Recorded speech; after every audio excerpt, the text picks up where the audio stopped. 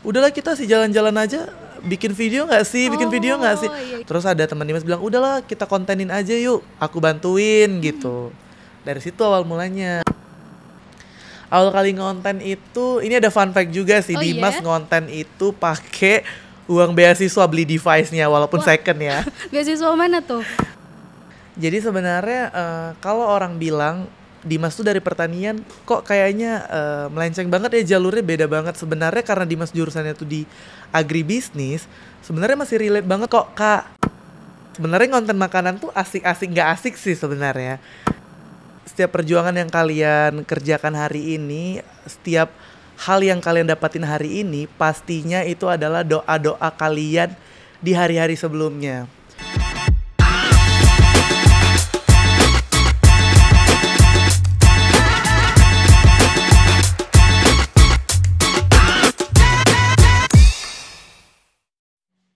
Halo Sobat USU, balik lagi di YouCast, USU Podcast bareng aku, Nonia Dewinta. Kali ini di episode 13 kita bakal bahas hal yang seru banget buat mahasiswa.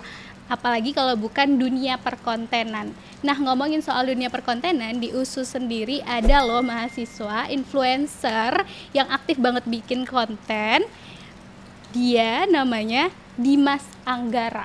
Mungkin orang jarang tahu ya Dimas Anggara itu, tapi nama Instagram dan TikToknya itu Info Asik Dimas. Kita undang langsung aja Dimas Anggara.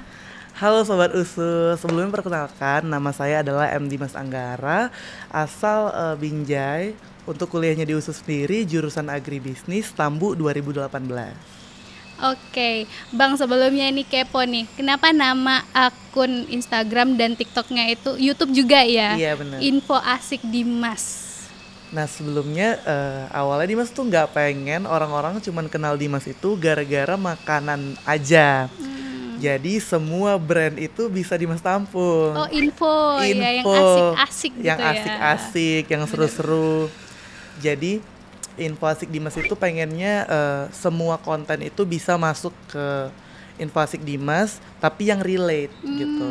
Ada travel, makanan, staycation, hotel, cafe. Jadi semuanya itu bisa dimasukin ke Info Asik Dimas. Oh, oke. Tapi kalau Noi sendiri ya, pas pertama kali nih nongkrong sama teman-teman nih Sobat USU, terus kayak pengen makan apa ya, makan di mana ya, nongkrong di mana, pasti tuh nge-searchnya itu Info Asik Dimas gitu.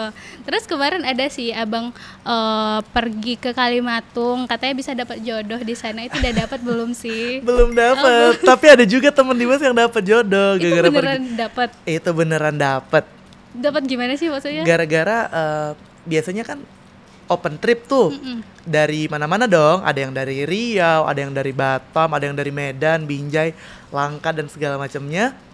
Ya udah mereka itu tergabung dalam satu trip. Kita pergi bareng-bareng ke Kalimantung. Dia ternyata mungkin di situ sama-sama solo trip. Oh, solo trip Sama-sama dua-dua nih. solo trip, ya udah gitu. Oke, berarti itu salah satu contoh. Iya, salah satu contoh keseruan dalam Info Asik Dimas ya di bidang wisata. Terus yang lainnya yang paling berkesan nih waktu bikin konten wisata itu pas kapan, Bang? Nah sebenarnya banyak banget nih ya Kak, Dimas itu pergi-pergi ke beberapa tempat yang sangat berkesan.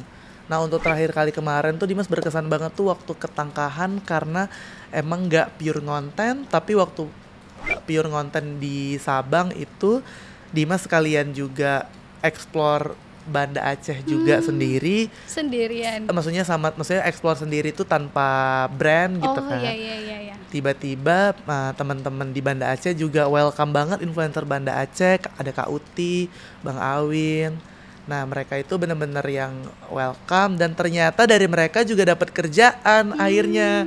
Jadi sekalian jalan-jalan, sekalian kerjaan, healing gitu di Banda Aceh, dan pulangnya nggak terlalu capek naik pesawat. Jadi benar-benar nggak ngerasa capek dan cuan serta bahagia sekaligus gitu. Bicarain cuan nih ya. Jadi sejak kamu udah fokus di influencer gitu-gitu, terus di Instagram udah berapa pesan sih yang bilang biar komunikasi nggak terputus pinjem dulu 100? Banyak banget ya, kayaknya mau dibales pun udah males. Kadang ada yang bercanda mungkin ya, karena Iya. emang lagi seru-seru. Nih, Info Asik Dimas ini di TikTok ada 178k followers ya. Amin, Alhamdulillah. alhamdulillah. Terus ini awalnya gimana sih gitu? Apa yang memotivasi Dimas saat itu masih menjadi mahasiswa tapi fokus berkonten dan menjadikan konten ini sebagai karir gitu? Gitu. Awalnya sebenarnya Dimas tuh di 2021 itu udah mulai masuk skripsian. Tapi lumayan agak macet nih ya. Struggle lah, biasalah struggle-strugglean. Karena diri kita sendiri juga kadang males lah segala macam.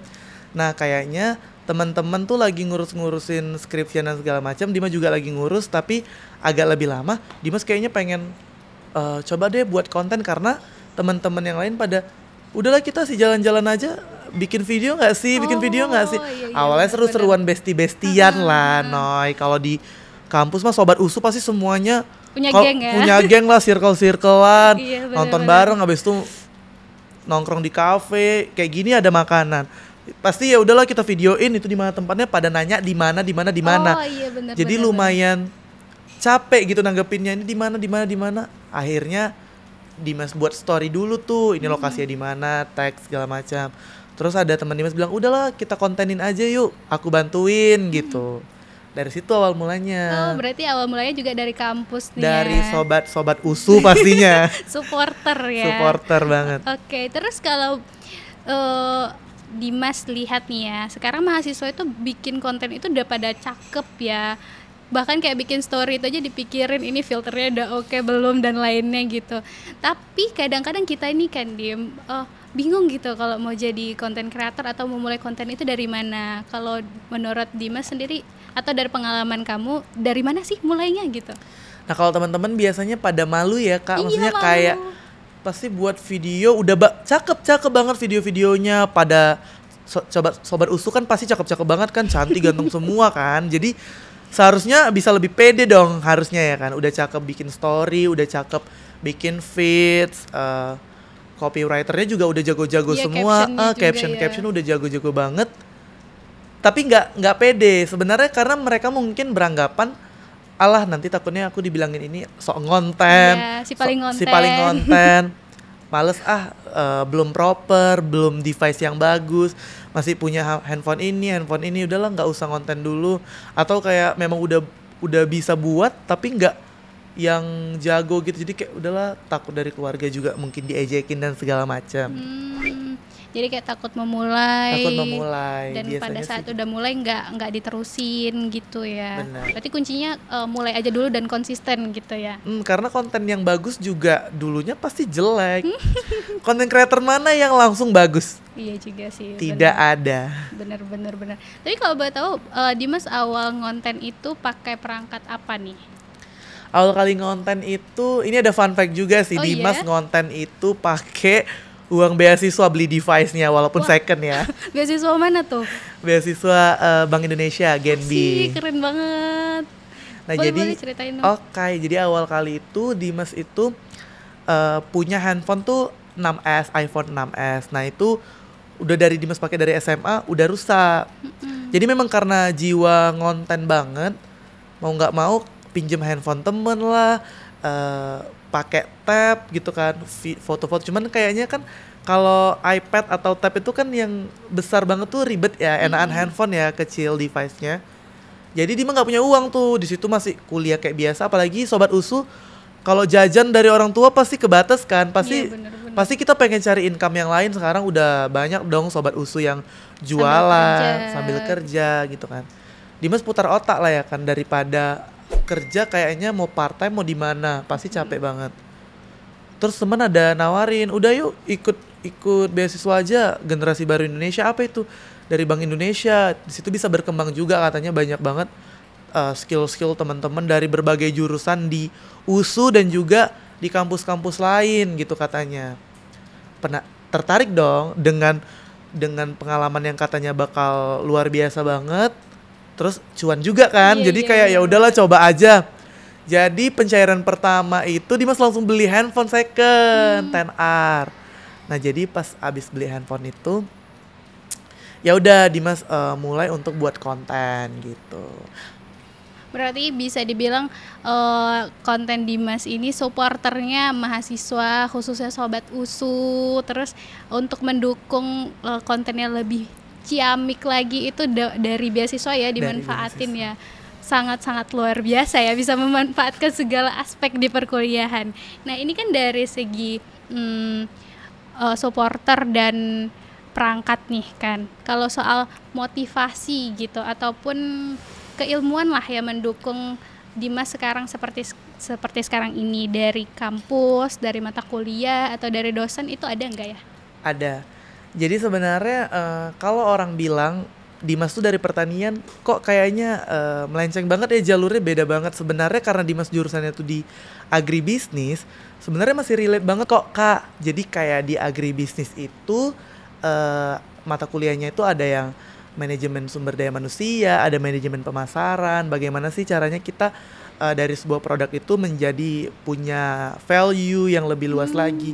Dan dosen yang sangat berkesan bagi Dimas itu adalah sebenarnya dosen agribisnis itu kece-kece banget dan support banget untuk buat konten dan segala macam. Tapi ada satu dosen yang bener-bener buat Dimas kayak termotivasi buat konten, yaitu Ibu Rini, Insinyur Iskandarini MM PhD. Nah, Ibu itu sebenarnya yang sangat melek teknologi dan kemajuan zaman tuh dia benar-benar ngikutin banget.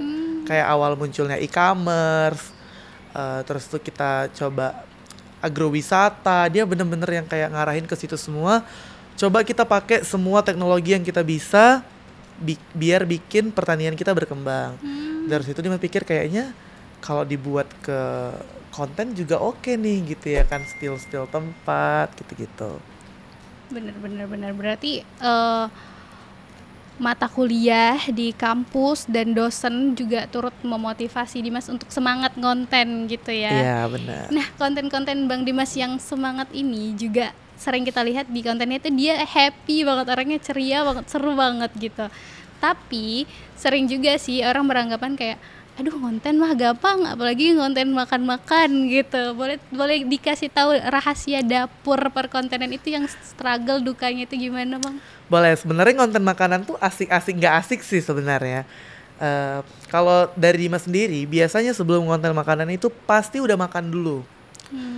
Kita harus ngeganjel sedikit lah ya sebelum kita makan yang banyak gitu kan, karena kita konten tuh harus mood, harus kayak bener-bener ekspresi kita tuh harus keluar. Jadi kita tuh kalau konten tuh nggak boleh dalam kondisi yang kenyang banget, tapi jangan kelaparan. Karena kita kalau ngelihat makanan yang banyak aja, kita makan dikit pasti udah kenyang. Kayak puasa kan, kita lihat makanan banyak, udah makan dikit pasti langsung kayak aduh udah nggak sanggup. Mual gitu ya. Jadi karena makanan yang kita makan juga pastinya nanti bakal dingin, jadi Dimas harus makan terlebih dahulu dan segala macem biar lebih enjoy aja gitu. Jadi kalau makan kan harus maksudnya kalau video di konten itu kan harus direkam dulu, harus bener.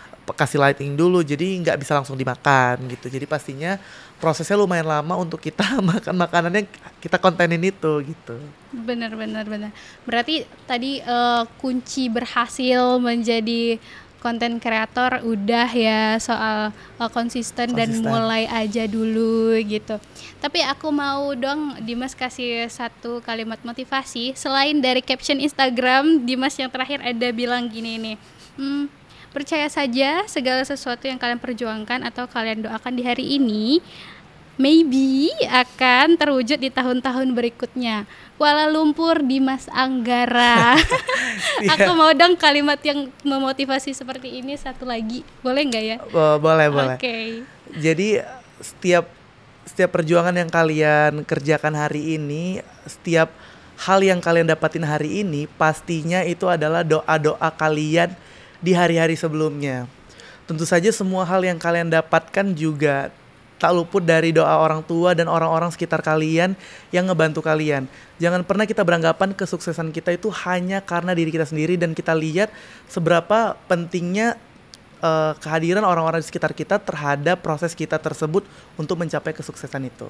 Oke, berarti menghargai setiap elemen yang mendukung kehidupan Sobat USU. Walaupun gitu ya. sekecil apapun Sobat USU berbaik hati kepada teman kalian yang dari awal mungkin ngebantuin sampai sekarang. Dimas kalau ngelihat sobat-sobat USU Dimas yang ngebantuin Dimas ngonten masih kayak oh udah yuk kita makan lagi yuk ayo, kayak nggak bisa lupa karena memang kalau nggak karena mereka nggak akan ada yang sekarang. Kalau nggak karena orang tua, karena sahabat kita, karena lingkungan kita yang mendukung, nggak akan pernah ada terjadi hal ini. Sangat memotivasi sekali ya Sobat USU. Selain orang yang ceria dan happy, ternyata Dimas ini adalah sosok yang motivator gitu ya. Oke, mungkin gini aja podcast kita kali ini, karena aku dan Dimas mau sambung buat makan jajanan-jajanan yang biasa dimakan Sobat USU. Ada apa nih ya? Bakso bakar, terus kayak es krim, molen. Ada yang kurang nih. Apa tuh Kak? Sebenarnya tahu walik. Tahu walik itu khas banget ya, apalagi kan? Cendol durian ya. Iya, itu deh. Oke, seru banget ya kita ngobrol-ngobrol bareng Info Asik Dimas. Sekian episode 13 UCAS kali ini.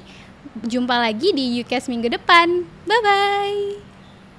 Oke, yuk kita udah boleh makan. Ayo kita habisin semua. Kayak dari tadi ngobrol, kita makannya belum ya.